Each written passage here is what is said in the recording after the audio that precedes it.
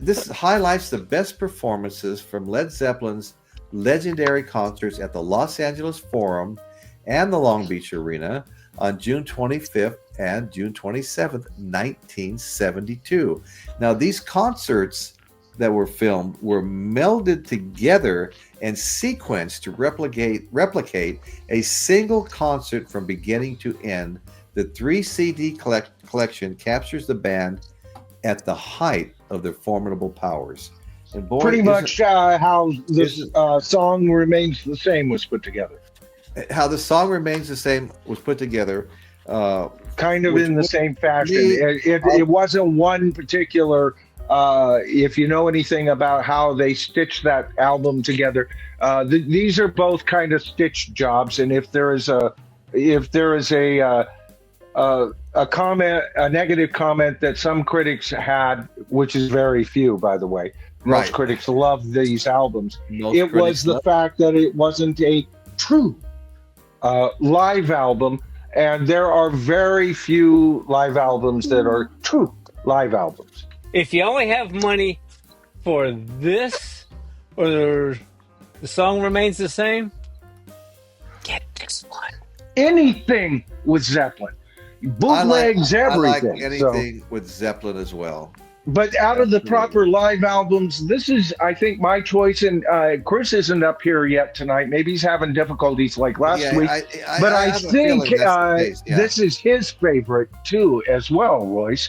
I think we're going to have trouble. I believe it is. Yeah. Yeah, I think we may have trouble unless Nick throws me a curveball like he usually does, finding too much negative to say about this album tonight. I have a negative to add. I do have a negative. All right. Do you want to hear it? Yeah. Of course. It needs to be remastered. Jimmy, I love you, but no. All the other albums he's done, it's missing stuff from the tape. It has to be. Because it's all so consistent. I agree. Bottom end could come up. All right. So that I'm hearing a little more bottom or John Paul Jones, and the vocals could be brought up. Nothing wrong with Jimmy's guitar playing, and he is my he's my guy, right? It's because of Jimmy's playing. I hold. Oh, he doesn't get any better than this album. Anybody wants to tell me who's the best rock guitarist on planet Earth, and you want to bring the very best album to prove your point with Jimi Hendrix, I'm going to bring this one up. What I hear when I listen to him, and you know I have tons of respect for Jimmy. He's in my top, Jimi Hendrix. He's in my top 5 guitar gods of all time. But to me, I hear the superior guitarist live and a willingness. We're going to talk about this track to track, folks, and I'll be discussing exactly what I'm talking about. All right. A willingness not only to paint himself in the corner on solos, but to do so providing every single piece that you heard on the original recording. But he can't do that because he overdubbed 6 guitars on the original recording, each playing different parts. So he's playing all those parts, and this is what he did live. He'll take a snippet of this part, add it to 2 bars of that part, and it's a cornucopia of Thanksgiving delight. Oh, he overlays a lot of tracks in there. Yeah. Oh, he's marvelous on this album. I stand firm on it. He's fantastic. Stand firm. Yep. Well, it's a live album, so yeah. His live playing is amazing. Yeah. Now, is this all how he sounded on that particular? No, it's not, because it is heavily edited. They'll take this portion of the band playing on a Tuesday, that one portion of the band playing on the Wednesday, right? And they blend them together because they were hotter in those sections. But everybody's guilty of that. For the most part. One famous live album is Paul McCartney, Wings Over America. They didn't do that too much. They would insert, Paul would go, when he did a squeak on an absolutely wonderful recording. Jimmy McCulloch, Nichols might come in and place like 4 notes here. Okay, it's known for having a light touch. And so it becomes more of a true live album. But I'm not concerned about that here. I'm talking about the whole product, and it's a wonderful live album. Yes, to it me. is. Yes, it is. But if there is, to all you people out there who are typing away, I'll take The Song Remains the Same. I will give this to you. That was mixed when the whole band was still together, baby.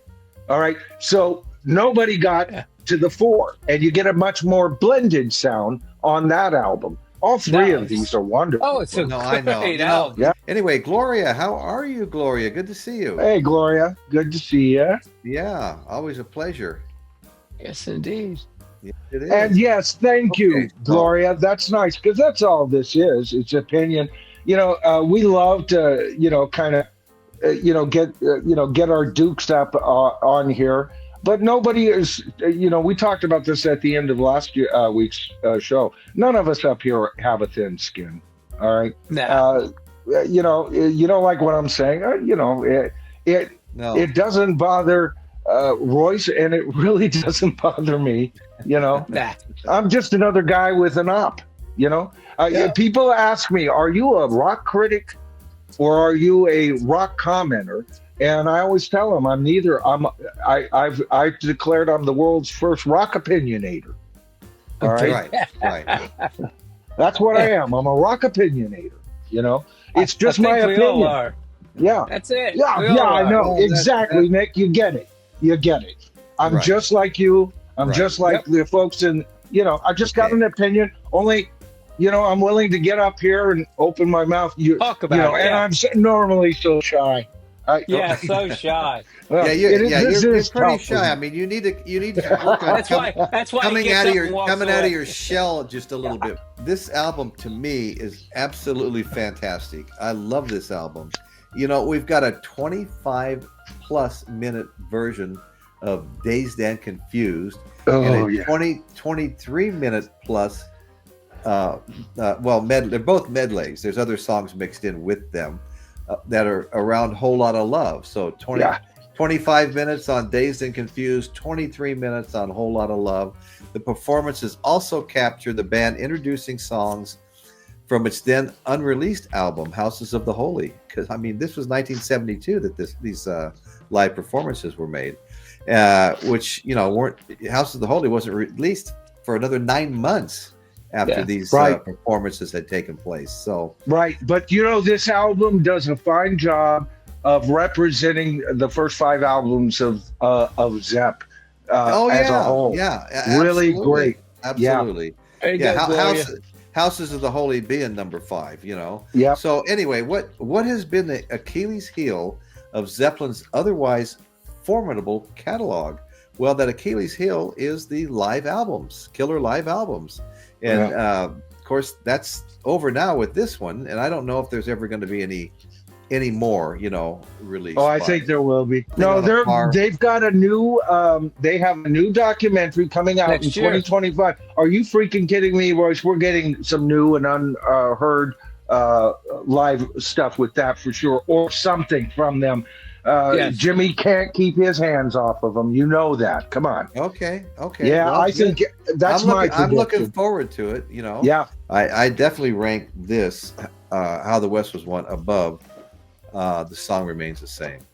To me, it's not even close. Although I like The Song Remains the Same. Don't get me wrong. But anyway, so in 1997's BBC sessions captured the band at its ascent rather than at its peak. Okay, Royce, can I say this about the movie? Since you, yeah. To me, the best way to watch that movie is slightly enhanced, whatever it is, go juice that you like. A martini, or whatever it is that puts Michael, that then movie, it is a masterpiece. But if you watch it sober, it's jagged, man. It's jagged. Marvelous footage of them live. But, I absolutely love it. Yeah. Before we go on, let's talk about what this album reveals about Led Zeppelin. First of all, anytime anybody talks about jam bands, the first name that comes up is always the Grateful Dead. Now, I have huge respect for the Grateful Dead. They had some of the best musicians. but they never got to me.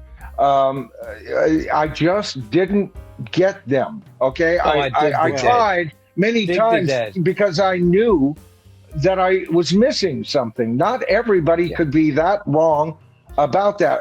I had very good friends who were deadheads who had tapes of Yeah. them going back, 20 years in suitcases.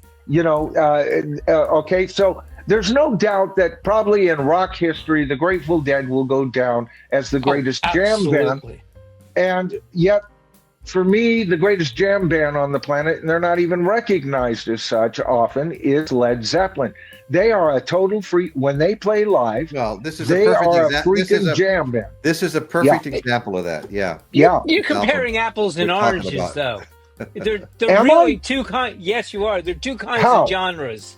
They're Uh-huh. two different genres. The Grateful Dead can Well, go they're from two every. different subgenres, yes, of rock. Yes. I'd agree with that. Right. Yeah. Okay. Well, yeah, because not only does the Dead do rock, they go over into the field of James. bluegrass Right. and light country, where And and Zeppelin doesn't? Run your stuff? they do, but in a different fashion. See, It's that's a what I'm different saying. fashion. So they are Yeah. two different. I like But apples. the I I like oranges. I like all them right, both. for me, the operative word is or term is jam band. It doesn't matter what subgenre you're in. Now, a lot of people don't know this about Jimmy Page. About the year before he really started tying Led Zeppelin together, he famously went out club hopping and Yeah, jamming for a year with the likes of Jeff Beck, and there was all the hottest everybody. guitarists getting together Yeah, just to improve their vocabulary to see if they could say something new that they hadn't played all night longer than the next guy. It was a duel of gunfighters, and so that was in Zeppelin, and always from the very I've got that record of them live at the Fillmore West. It's a bootleg and not in the best position, but Jimmy spends 20 minutes noodling, and you almost guess the song. He is so mysterious, and you almost can't guess. And then it comes in, you go, "Oh shit, he's been playing 4 songs, and they're ending on this one." And this is them. That was the concert that broke them. Okay, and that very concert was, matter of fact, Jimmy was verging on Prague in his noodling in that thing. So to me, the operative word is jam band. They're both bands who jammed. For me, Zeppelin did it for me. It's just like Zappa. I have tons of respect for his genius, but I've never owned a Zappa record. yeah. But I've heard tons of him because I got a lot of friends who love him. But for me, to me, I always felt the Grateful Dead were a little too pedestrian for me. If I wanted pedestrian, I'd listen to Steely Dan, No, who no, I'm a no. big fan of. I'm a huge fan of Steely Dan. They never made a bad album, just like Led Zeppelin. And You know, once again, I don't agree with Michael. Does anybody actually know how many tracks there are for this recording? You know what I'm saying? As a Not producer, exactly. okay, different tracks. You got one part of the tape where you can just eliminate the drums, or you can eliminate Jimmy, or you can Oh, eliminate, I see. or you can add on. Oh, okay, So okay. overlaying So, different music on right, top of right, each other. right. yeah, I think Probably four you're track, talking right? about the soundboard. And the Yes, soundboard mix is what this album is all about. It came straight from the right. soundboard. But Okay, sometimes there's like 24 tracks, 12 right. tracks. And I think in 72, you're talking a 16-track soundboard, but for a four-piece band with probably about 4 to 6 mics on Bonzo, that was more than they needed for separation for the type of band they were. So Right. I do know that. Yeah. I was just wondering that how many tracks that were available to them to mix this recording. Yeah, probably 8 to 12 Yeah. tracks of Okay, so dedicated mics, I that would gives you a imagine. lot Oh, of okay. leeway to play. Yeah, Because then, because when you're producing this music, you can also, like they did, bring music from other recordings and lay it in over top of it if you wanted to do.